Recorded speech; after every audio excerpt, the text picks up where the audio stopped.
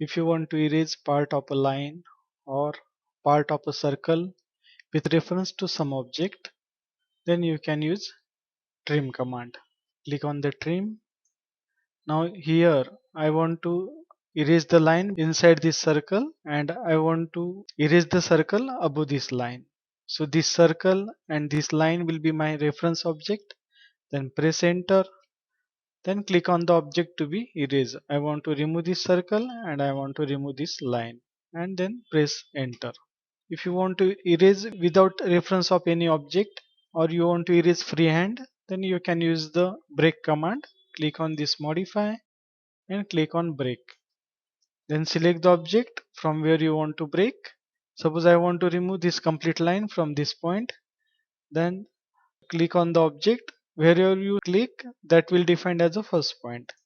Then take your cursor away and define the second point. Again, we will take the break.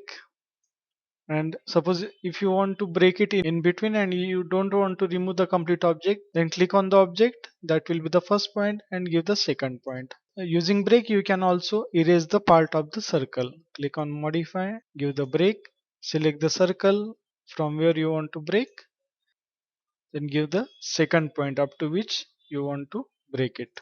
Thanks for watching. We will stop here.